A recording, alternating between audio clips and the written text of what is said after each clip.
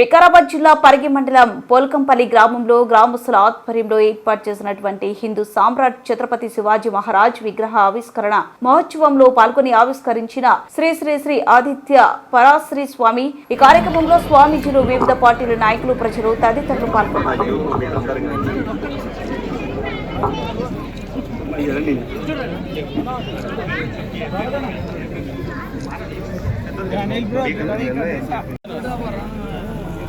మరి మాజీ market committee chairman Surender అన్న గారిని కూడా వేదికపైకి ఆహ్వానిస్తున్నాం. మాజీ ఉప నుంచి వచ్చిన మాజీ సర్పంచ్ల గారిని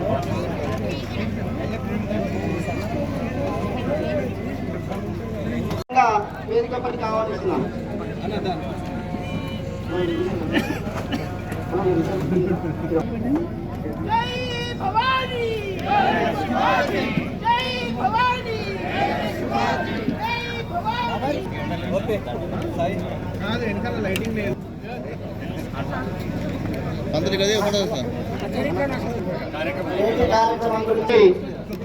ప్రతి ఒక్కరు కూడా ఎవరు కూడా కూర్చోకూడదు. స్వామీజీ చెప్పినప్పుడు ప్రతి ఒక్కరు లేవాల్సిందే ఎక్కడున్నా కూడా.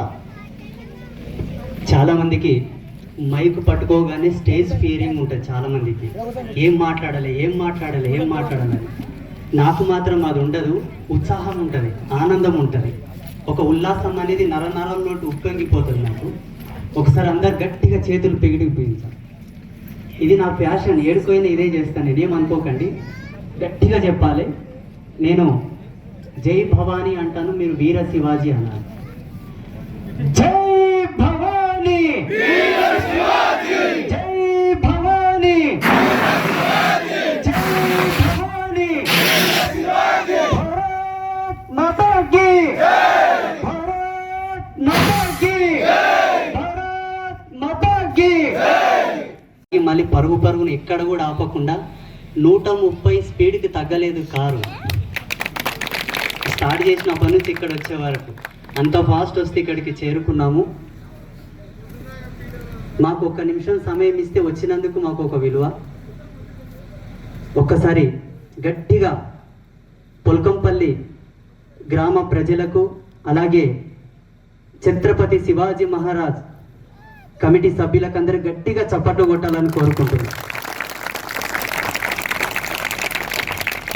ఈనాడు నారాయణపేట లాంటి జిల్లా కేంద్రంలో కూడా శివాజీ విగ్రహం పెట్టడానికి నోచుకోవట్లేదు. కానీ మారుమూల గ్రామం వస్తుంటే చిన్న రోడ్లు, ఈ గ్రామంలో ఆ మహనీయుణ్ణి, ఆ వీరుణ్ణి, ఆ యోధుని ప్రతిష్ఠించారంటే మీకు అందరికీ నేను మనస్ఫూర్తిగా ధన్యవాదాలు తెలియపరుస్తున్నాను. ఈరోజు ఈ కార్యక్రమానికి వచ్చినటువంటి మహాస్వాములు, మన తెలంగాణ సాధు సంతు పరిషత్ అధ్యక్షులైనటువంటి శంకర్ స్వామి గారికి ఒకసారి గట్టిగా చప్పట్లు కొట్టాలి. అలాగే మన కృష్ణానంద గురుస్వామి కూడా ఒకసారి గట్టిగా చప్పట్లు కొట్టండి. అలాగే రఘోత్తమార్య గురుస్వామి కూడా ఒకసారి గట్టిగా చప్పట్లు కొట్టండి. స్టేజ్ మీద ఉపస్థితులైనటువంటి పెద్దలకు అందరికీ మరొకసారి గట్టిగా చప్పట్లు కొట్టండి. ఎన్నో సందర్భాల్లో నా మనసు పూర్తిగా నేను సహజంగా ఎదుర్కొన్న సంఘటన ఒకటి చెప్తాను.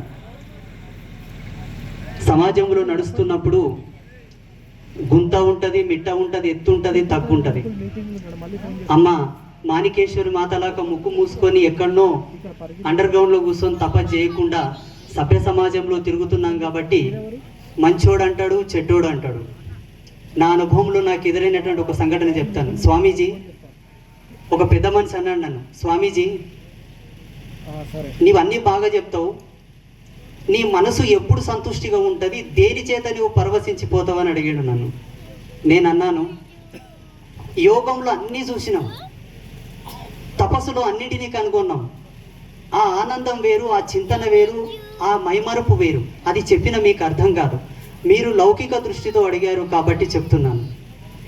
ఏనాడైతే ఈ దేశంలో పార్టీ కండువలు పక్కన పెట్టి ఈ ధర్మం నాది, ఈ దేశం నాది, ఈ దేశంలో ఉండేటటువంటి దేవీ దేవతలందరూ కూడా నా హక్కు, నా స్వాతంత్రం అని ప్రతి ఒక్కరు ముందుకొచ్చి నిలబడ్డనాడే నేను సంతృష్టి చెప్పాను. ఆ దినము కోసము, ఆ దినము రావాలని చెప్పి ప్రతిరోజు నేను అనుష్ఠానం చేసేటప్పుడు అమ్మవారిని వేడుకుంటాను. అమ్మా జగజ్జనని, నేనే గనక నీ దాసునైతే భారతదేశంలో ఉండేటటువంటి రాజకీయాలను పక్కన పెట్టి ప్రతి ఒక్క పౌరుడు దేశ సమగ్రమైనటువంటి ధర్మస్థాపనకై ముందుకు వచ్చేటట్టుగా నాకు ఆశీర్వాదం ఇయ్యమ్మా అని అడుగుతున్నాను ప్రతిరోజు. ఈ మధ్యకాలంలో భగవంతుడు మా మొరను ఆలకించి ఉన్నట్లున్నాడు.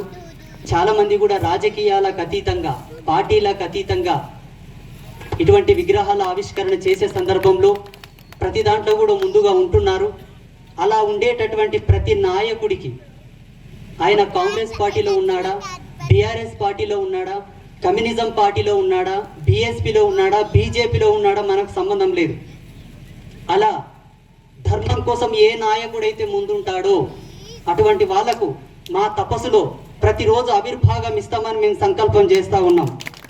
భారతదేశ నలుమూలలో మేము పర్యటించి శోధించినటువంటి సత్యం ఇదే.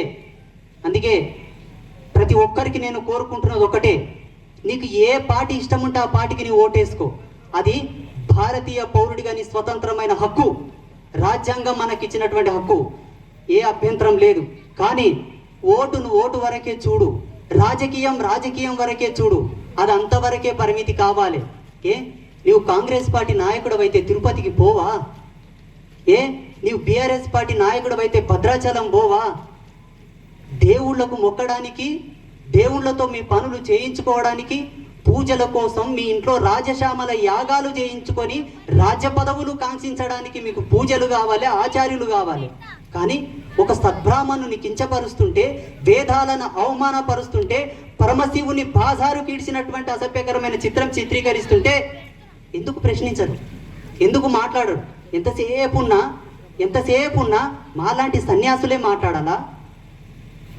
మేమే మాట్లాడాలనా? మాట్లాడితే మాకేం లాభం? మాకేమైనా పెండ్లాలా, పిల్లలా, ఇల్లాలా? ఏముంది మాకు? రేపటి సమాజంలో నీ వారసత్వం బ్రతుకుతుంది. భావి తరాలకు నీ ఒక వారసత్వాన్ని ప్రసాదించావు. చూడండి, మొన్న బంగ్లాదేశ్లో ఏమైంది? ఆనాడు అక్కడున్న హిందువులు కూడా మీలాగే ఉన్నారు కాబట్టి వాళ్ళ మనమంగులు ఇప్పుడు కుక్క సాగు చచ్చిండ్రు. కుక్క సాగు కాపాడే దిక్కు లేదు. ఎవరినో పాకిస్తాన్లో ఈ దేశంలో పుట్టిన హిందువు ప్రశ్నిస్తే ఇక్కడ ముస్లింస్ తిరగబడి మన మీద కేసులు వేస్తారు. ఆ దేశం మనది కాదు.